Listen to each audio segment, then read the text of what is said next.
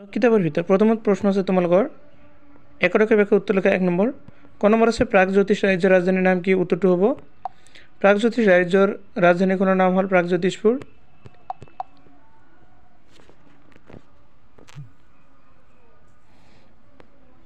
খ নম্বৰ আছে ৰামায়ণত কোনে প্ৰাগজ্যোতিষ ৰাজ্য প্ৰতিষ্ঠা কৰিছিল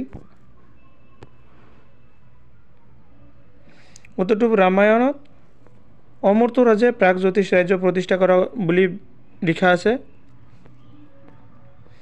গ নম্বৰ কৰ্ত নদীখন বৰ্তমান কোন দেশৰ অন্তৰ্গত উত্তৰ হৈছে কৰ্ত নদীখন বৰ্তমান বাংলাদেশৰ অন্তৰ্গত খ নম্বৰ কামাখ্যা দেৱীৰ মন্দিৰ কামৰূপ ৰাজ্যৰ সমাজত অৱস্থিত বুলি কোনখন গ্ৰন্থত উল্লেখ আছে উত্তৰ কামাখ্যা দেৱীৰ মন্দিৰ কামৰূপ ৰাজ্যৰ সমাজত অৱস্থিত বুলি পুৰাণত উল্লেখ আছে অং নম্বৰত আছে ৰতি দেৱী কোন উত্তৰটো হৈছে ৰতি দেৱী কামদেৱৰ পত্নী তেওঁৰ স্থিতি শুনি শিৱ কামদেৱক পুনৰ জীৱন দান দিছিল এবাৰ 2 নম্বৰ প্ৰশ্ন প্ৰাগজ্যোতিষপুৰ শব্দৰ অৰ্থ কি উত্তৰটো হৈছে প্ৰাগজ্যোতিষপুৰ মানে হৈছে পূব দিশৰ জ্যোতিষ চৰ্চা কৰা নগৰ 3 নম্বৰ আছে অসম নামৰ উৎপত্তি সম্পৰ্কে থকা দুটি মত আগবঢ়োৱা তাৰমানে অসম নামৰ উৎপত্তি যে আছে বিজ্ঞানীসকলে দুটা মতবাদ আগবঢ়াই থৈছে তাৰে দুটা লিখিব দিছে এবাৰ 1 নম্বৰ প্ৰথমটো হৈছে কোনো পণ্ডিতৰ মতে আহোম জাতিৰ লোকসকল আহোম বুলি কোৱা হৈছিল আহোম জাতিয়ে শাসন চলোৱাৰ পিছত আমাৰ ৰাজ্যখনৰ নাম অসম পালে 2 নম্বৰত কৈছে আন কিছুমান পণ্ডিতৰ মতে আকৌ কামৰূপ ৰাজ্য পৰ্বত পাহাৰেৰে ভৰা অসমান ৰাজ্য হোৱাৰ বাবে ইয়াৰ নাম অসম হ'ল 4 নম্বৰ আছে প্ৰাচীন কামৰূপ ৰাজ্য কেইটা ভাগত ভাগ কৰা হৈছে ভাগ কেইটা কি ভাগ কেইটাৰ বিস্তৃতি উল্লেখ কৰা মানে প্ৰাচীন একদম পুৰণি যুগত কামৰূপ ৰাজ্য কেইটা ভাগত ভাগ কৰা হৈছিল প্ৰতিটো ভাগৰ আকৌ মানে বিস্তৃতি উল্লেখ কৰিবলৈ কৈছে উত্তৰটো চোৱা কামৰূপ ৰাজ্যক 4টা ভাগত ভাগ কৰা হৈছে এটা হৈছে ৰত্নপীঠ কামপীঠ হৰ্ণপীঠ আৰু এটা হৈছে সমৰপীঠ এবাৰ ব্যাখ্যাখিনি চোৱা ৰত্নপীঠ হৈছে কৰ্তন নদীৰ পৰা হনকক নদীলৈকে বিস্তৃত মানে কোনটো ক'ৰ পৰা কলৈ গৈছে কামপীঠ মানে হনককৰ পৰা ৰূপহী নদীলৈকে হৰ্ণপীঠ মানে ৰূপহী নদীৰ ভৰালী নদীলৈকে সমৰপীঠ মানে ভৰালী নদীৰ পৰা দিকৰাই বা দিক্ৰং নদীলৈকে এইবাৰ আহা আৰু এটা বিস্তাৰ মানে বেলেগ প্ৰশ্ন মানে ইয়াত কেইটা মানে দিয়া আছে খণ্ডকৈ দিয়া আছে প্ৰশ্নটো মোৰ সেইটো খণ্ডৰ 1 নম্বৰ প্ৰশ্নটো হৈছে দানৱ বংশৰ প্ৰথম ৰজাজনৰ নাম কি উত্তৰটো হৈছে দানৱ বংশৰ প্ৰথম ৰজাজনৰ নাম হ'ল মহিৰংগ দানৱ খ নম্বৰ হৈছে নৰকে প্ৰতিষ্ঠা কৰা বংশটোৰ নাম কি উত্তৰ নৰকে প্ৰতিষ্ঠা কৰা বংশটোৰ নাম হ'ল ভম বংশ গ নম্বৰ হৈছে প্ৰাগজ্যোতিষ ৰাজ্যত কোন গোষ্ঠীৰ লোকসকলে কিৰাত বুলি কোৱা হৈছিল উত্তৰ প্ৰাগজ্যোতিষ ৰাজ্যত মংগোলীয় গোষ্ঠীৰ বড়ো লোকসকলক কিৰাত বুলি কোৱা হৈছিল ঘ নম্বৰত কৈছে ভগদত্তই কুৰুক্ষেত্ৰ যুদ্ধত কাৰ পক্ষলৈ যুদ্ধ কৰিছিল উত্তৰ ভগদত্তই কুৰুক্ষেত্ৰ যুদ্ধত কৌৰৱৰ পক্ষলৈ যুদ্ধ কৰিছিল অং নম্বৰত হৈছে যুধিষ্ঠিৰৰ অশ্বমেধ যজ্ঞৰ ঘোঁৰাবন্দী কৰি থোৱা কামৰূপ ৰাজ্যৰ ৰজাজনৰ নাম কি উত্তৰ যুধিষ্ঠিৰ অশ্বমেধ যজ্ঞৰ ঘোঁৰাবন্দী কৰি থোৱা কামৰূপ ৰজাজনৰ নাম হ'ল ব্ৰজদত্ত 2 নম্বৰত আছে অসুৰ উপাধিধাৰী দানৱ বংশীয় 3জন ৰজাৰ নাম লিখা মানে দানৱ বংশৰ কোন 3জন ৰজাই মানে অসুৰ হিচাপে খ্যাতি লাভ কৰিছিল এটা হৈছে অসুৰ উপাধিধাৰী দানৱ বংশীয় 3জন ৰজাৰ নাম হ'ল মহিৰংগ দানৱ ঘটকাসুৰ আৰু নৰকাসুৰ 3 নম্বৰত আছে সমুদ্ৰ কালিকা তাৰে ক নম্বৰত আছে মহিৰংগ দানৱ মহিৰংগ দানৱ হৈছে দানৱ বংশৰ প্ৰথম ৰজা প্ৰাগজ্যোতিষ ৰাজ্যত ৰাজত্ব কৰা মহিৰংগ দানৱ এজন বিখ্যাত ৰজা আছিল গুৱাহাটী মহানগৰ দক্ষিণ দিশেৰে গৈ 7 মাইল দূৰত শিলং গুৱাহাটীৰ পথৰ দাঁতিত মহিৰংগ পৰ্বত নামৰ পাহাৰখন মহিৰংগ দানৱৰ নাম অনুসৰি হোৱা তাৰপিছত খ নম্বৰটো আছে তোমালোকৰ নৰকাসুৰ বৰ প্ৰবল প্ৰতাপী ৰজা আছিল মানে বহুত শক্তিশালী ৰজা আছিল নৰকাসুৰ ৰাজ্য পশ্চিমে কৰতোৱাৰ পৰা পূবে দিক্কৰ বাকিনী পৰ্যন্ত বিয়পি আছিল বহুতৰ মতে নীলাচল পাহাৰ থকা কামাখ্যা মন্দিৰৰ ওপৰলৈ উঠা আলিবাটটো তেওঁই নিৰ্মাণ কৰা গ নম্বৰটো হৈছে ভগদত্ত এজন বৰ প্ৰতাপী বীৰ ৰজা আছিল কুৰুক্ষেত্ৰৰ যুদ্ধত তেওঁ বিৰাট সৈন্য বাহিনী লৈ কৌৰৱৰ পক্ষে যুদ্ধ কৰিছিল ভগদত্তই জীয়েক ভানুমতীৰ স্বয়ম্বৰ উপলক্ষে গুৱাহাটীত থকা দীঘল পুখুৰীটো খন্দাইছিল, মানে নিজৰ ছোৱালীৰ নামতে দীঘলী পুখুৰী খন্দাটো নিৰ্মাণ কৰিছিল। তাৰপিছত এবাৰ আৰু এটা পৃষ্ঠাৰ মানে প্ৰশ্ন উত্তৰ আৰু এটা 3 নম্বৰ খণ্ডৰ 1 নম্বৰ প্ৰশ্ন কেৱল উত্তৰ দিয়া। ক নম্বৰত আছে ৰুক্মিণী হৰণ নাটকৰ ৰচক কোন? উত্তৰটো হৈছে ৰুক্মিণী হৰণ নাটকৰ ৰচক হৈছে মহাপুৰুষ শ্ৰীমন্ত শংকৰদেৱ। খ নম্বৰত হৈছে শিশুপাল ক'ৰ ৰজা?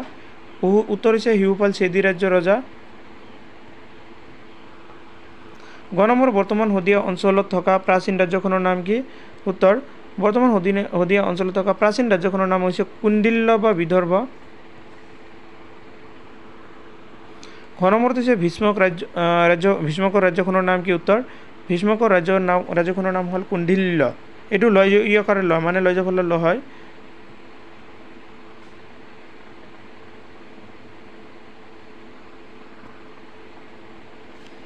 ঙ নম্বৰত আছে ৰুক্মিণীয়ে শ্ৰীকৃষ্ণলৈ বাৰ্তা প্ৰেৰণ কৰা ৰাজপুৰোহিতগৰাকীৰ নাম কি? উত্তৰ ৰুক্মিণীয়ে শ্ৰীকৃষ্ণলৈ বাৰ্তা প্ৰেৰণ কৰা ৰাজপুৰোহিতগৰাকীৰ নাম আছিল বেদনিধি। তাৰমানে ৰুক্মিণী হ'ল শ্ৰীকৃষ্ণৰ নাতি অনিৰুদ্ধা ৰুক্মিণী শ্ৰীকৃষ্ণৰ কি হ'ব? ৱাইফে হ'ব।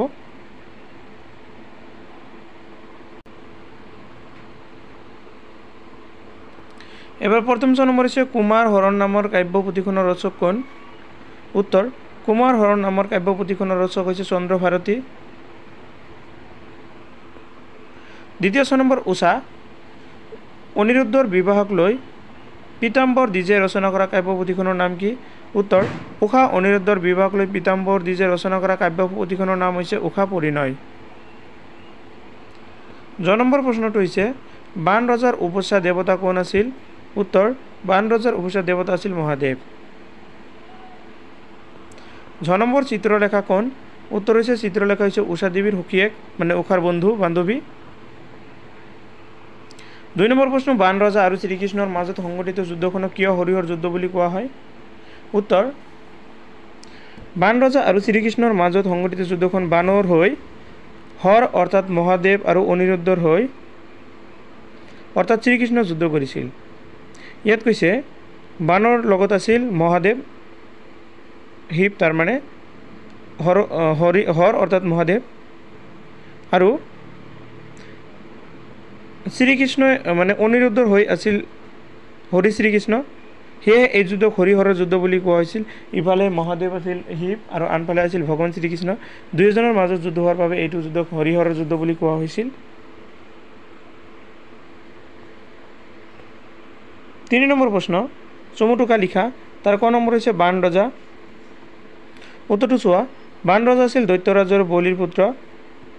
তেওঁ বৰ পৰাক্ৰমী আছিল। বান ৰজা শিৱৰ পৰম ভক্ত আছিল। তেওঁ বৰ্তমানৰ তেজপুৰৰ নগৰত থকা মহাভৈৰৱ মন্দিৰ নিৰ্মাণ কৰাইছিল। খ নম্বৰত আছে ভীষ্মক ৰজা। ভীষ্মক কুণ্ডিল্য ৰাজ্যৰ প্ৰবল প্ৰতাপী ৰজা আছিল। শ্ৰীকৃষ্ণৰ পত্নী ৰুক্মিণীৰ তেওঁৰে জীয়ৰী আছিল।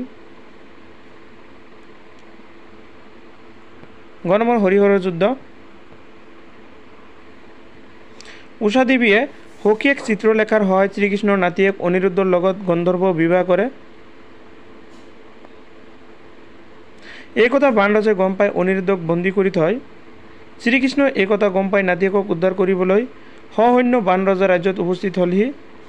শ্ৰীকৃষ্ণৰ লগত বান ৰজাৰ যুদ্ধ হ'ল। এই যুদ্ধত বানৰ সপক্ষে স্বয়ং শিৱ বা মহাদেৱ শ্ৰীকৃষ্ণৰ লগত যুদ্ধ কৰিছিল। সেইবাবে এই যুদ্ধক হৰিহৰৰ যুদ্ধ বুলি কোৱা হয়। ঘ নম্বৰত আছে তোমালোকৰ ৰুক্মিণী শ্ৰীকৃষ্ণৰ ৱাইফ, তাৰমানে পত্নী। ৰুক্মিণী হৈছে শ্ৰীকৃষ্ণৰ পত্নী তথা ভীষ্মক ৰজাৰ পুত্ৰী বা কন্যা। তেওঁৰ ককায়েক ৰুক্মবীৰে চেদি বংশৰ ৰজা শিশুপালৰ লগত বিয়াৰ কথা ভাবিছিল, কিন্তু ৰুক্মিণীয়ে দ্বাৰকা ৰজা শ্ৰীকৃষ্ণক স্বামীৰূপে পাবলৈ আশা কৰিছিল। সেয়ে তেওঁ ৰাজপুৰোহিত বেদনিধিৰ হতুৱাই এই বাৰ্তা প্ৰেৰণ কৰিছিল। শ্ৰীকৃষ্ণই এই প্ৰস্তাৱ মানি ৰুক্মিণীৰ স্বয়ম্বৰৰ সভাৰ পৰা হৰণ কৰি লৈ যায়। এইবাৰ আৰু এটা খণ্ডৰ প্ৰশ্ন উত্তৰ।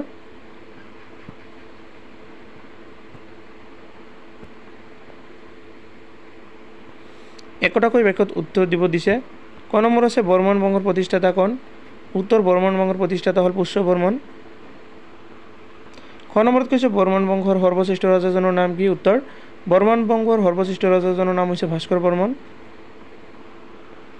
গ নম্বৰত কৈছে হংসবেগ কোন? উত্তৰটো হৈছে হংসবেগ এজন কটকী আছিল। খ নম্বৰ হৰ্ষবৰ্ধনে ৰাজত্ব কৰা ৰাজ্যখনৰ নাম কি? উত্তৰ হৰ্ষবৰ্ধনে ৰাজত্ব কৰা ৰাজ্যখনৰ নাম গৌড় ৰাজ্য। অ নম্বৰত কৈছে হৰ্ষঙ্ক কোন ৰাজ্যৰ ৰজা আছিল? উত্তৰটো হৈছে হৰ্ষঙ্ক গৌড় ৰাজ্যৰ ৰজা আছিল। ৬ নম্বৰত হৈছে ভাস্কৰাব্দ মানে কি? উত্তৰ ভাস্কৰাব্দ মানে হৈছে ভাস্কৰ বৰ্মনে ৰাজত্ব কৰা কালছোৱা। দ্বিতীয় ৬ নম্বৰত হৈছে হিউৱেন চাঙে লিখা ভ্ৰমণ কাহিনীখনৰ নাম কি? উত্তৰ হিউৱেন চাঙে লিখা ভ্ৰমণ কাহিনীখনৰ নাম হৈছে চিইউকি। বৰ্গত নম্বৰ হালিস্তম্ভ বংশৰ প্ৰতিষ্ঠাতা কোন? উত্তৰটো হৈছে হালিস্তম্ভ বংশৰ প্ৰতিষ্ঠাতা হৈছে অৱন্তী কুমাৰ বা হালিস্তম্ভ। এতিয়া চোৱা তোমালোকৰ চেপ্টাৰটো ইমান দীঘলীয়া, তো ধৈৰ্য সহকাৰে চাবই লাগিব। ভিডিঅ'টো দিগিলে হ'লেও উপায় নাই, চাব লাগিব, যিহেতু মানে বহুত প্ৰশ্ন দিছে আৰু তোমালোকে আশা কৰোঁ ধৈৰ্য সহকাৰে ভিডিঅ'টো চাব বুলি ভাবোঁ। ৬ নম্বৰ প্ৰশ্ন, ৰাজ্যমতীক কালৈ বিয়া দিয়া হৈছিল? উত্তৰ ৰাজ্যমতীক নেপালৰ ৰজা জয়দেৱলৈ বিয়া দিয়া হৈছিল। ৯ নম্বৰত হৈছে নেপালত থকা পশুপতি মন্দিৰ কোনে নিৰ্মাণ কৰাইছিল? উত্তৰ নেপালত থকা পশুপতি মন্দিৰ ৰাজ্যমতী, এইটো ২৯টো এনেকৈ ইয়কাৰ দিবা, ৰাজ্যমতীয়ে নিৰ্মাণ কৰাইছিল। ১০ নম্বৰত কৈছে হালিস্তম্ভসকলৰ ৰাজধানী চহৰখনৰ নাম কি? উত্তৰ হালিস্তম্ভসকলৰ ৰাজধানী চহৰখনৰ নাম হ'ল হৰুপেশ্বৰ। ১ নম্বৰত হৈছে পাল বংশৰ প্ৰতিষ্ঠাতা কোন? উত্তৰটো হৈছে পাল বংশৰ প্ৰতিষ্ঠাতা আছিল ব্ৰহ্মদেৱ। ১০ নম্বৰত হৈছে কোনজন ৰজা ৰাজত্ব কালৰ পৰা কামৰূপ ৰাজ্য কামৰূপ কমতা নামেৰে পৰিচিত হয়? উত্তৰ সন্ধ্যা ৰজা ৰাজত্ব কালৰ পৰা কামৰূপ ৰাজ্য কমতা নামেৰে পৰিচিত হয়। ১০ নম্বৰত আছে দুৰ্জয় নগৰলৈ কোনজন ৰজাই ৰাজধানী স্থানান্তৰিত কৰিছিল? উত্তৰ দুৰ্জয় নগৰলৈ ৰত্নপাল ৰজাই ৰাজধানী স্থানান্তৰিত কৰিছিল। ২ নম্বৰত আছে চমুটো কালিকা, তাৰ ক নম্বৰ হৈছে ৰাজ্যমতী। ৰাজ্যমতী আছিল শ্ৰীহৰ্ষ বৰ্মাৰ জীয়ৰী। তেওঁক নেপালৰ ৰজা জয়দেৱ বিয়া কৰাইছিল। তেখেতে নেপালত থকা বিখ্যাত পশুপতি মন্দিৰ নিৰ্মাণ কৰাইছিল। খ নম্বৰত আছে অমৃতপ্ৰভা। অমৃতপ্ৰভা আছিল কাশ্মীৰৰ ৰজা মেঘবাহনৰ পত্নী। অমৃতপ্ৰভাৰ ঘৰ আছিল তিব্বতত। তেওঁ অমৃত ভৱন নামেৰে বিদেশী ভিক্ষুকসকলৰ বাবে এটা বৌদ্ধ বিহাৰ নিৰ্মাণ কৰাইছিল। কাশ্মীৰত তেওঁ স্তনপা নামৰ স্তূপটো নিৰ্মাণ কৰাইছিল। গ নম্বৰত আছে শ্ৰীহৰ্ষ। উত্তৰ হৰ্ষবৰ্ধন গৌড় ৰাজ্যৰ ৰজা আছিল। হৰ্ষবৰ্ধনৰ ৰাজকবি আছিল বাণভট্ট। ক নম্বৰত আছে পুষ্য বৰ্মন। বৰ্মন বংশৰ আদি ৰজা আছিল পুষ্য বৰ্মন। এই গুপ্ত সম্ৰাট সমুদ্ৰগুপ্তৰ সমসাময়িক আছিল। ক নম্বৰত আছে হিউৱেন চাং। হিউৱেন চাং আছিল এজন চীনা পৰিব্ৰাজক। তেওঁ নালন্দা বিশ্ববিদ্যালয়ত থকা অৱস্থাত ভাস্কৰ বৰ্মনৰ নিমন্ত্ৰণ ক্ৰমে কামৰূপলৈ আহিছিল। হিউৱেন চাঙে ভাৰত ভ্ৰমণৰ কাহিনী চিইউকি নামৰ গ্ৰন্থখনত লিখি থৈ গৈছে। তাত আমাৰ কামৰূপ ৰাজ্যৰো বিৱৰণী আছে। ৩ নম্বৰ প্ৰশ্ন, এলাহাবাদ শিলালিপিৰ গুৰুত্ব কি? উত্তৰটো হৈছে এলাহাবাদ শিলালিপি কামৰূপ ৰাজ্যৰ নাম ঐতিহাসিকভাৱে পোনপ্ৰথমে উল্লেখ কৰাৰ কথা পোৱা যায়। এই শিলালিপিতে অসমত দবাক নামৰ ৰাজ্য থকা কথা উল্লেখ আছে। ৪ নম্বৰ প্ৰশ্ন, মুছলমানৰ প্ৰথম আক্ৰমণৰ এটি ফলাফল লিখা। উত্তৰটো হৈছে মুছলমানৰ প্ৰথম আক্ৰমণৰ ফলাফল স্বৰূপে যুদ্ধত বন্দী হোৱা মুছলমান সেনাসকলক কামৰূপ ৰাজ্যত নিগাজীকৈ থকাৰ ব্যৱস্থা কৰি দিলে। এবাৰ তোমালোকৰ ৫ নম্বৰ প্ৰশ্নত কি কৈছে, বৰ্মনৰ ৰাজত্বকালৰ বিষয়ে জানিবলৈ লোৱা ৪টা সমলৰ নাম লিখা। উত্তৰটো কি কৈছে, ভাস্কৰ বৰ্মনৰ ৰাজত্বকালৰ বিষয়ে জানিবলৈ সহায় লোৱা ৪টা সমলৰ নাম হৈছে ডুবিৰ শিলালিপি, নিধানপুৰৰ শিলালিপি, পণ্ডিত বাণভট্টৰ ৰচিত হৰ্ষচৰিত আৰু হিউৱেন চাঙৰ চিইউকি। ৬ নম্বৰত কৈছে কামৰূপ ৰাজ্যৰ ৪খন ৰাজধানী চহৰৰ নাম লিখা। উত্তৰটো হৈছে কামৰূপ ৰাজ্যৰ ৪খন ৰাজ্যৰ চহৰৰ নাম হৈছে কামৰূপ নগৰ, হৰুপেশ্বৰ, কমতা আৰু চৰাইদেউ। ৭ নম্বৰ প্ৰশ্নত কৈছে কানাই বৰশী বোৱা শিলালিপিত কি কি লিখা আছে। উত্তৰ কানাই বৰশী বোৱা শিলালিপিত লিখাত আছে যে প্ৰাচীন কামৰূপ ৰাজ্যৰ ৰাজধানী আছিল কামৰূপ নগৰ।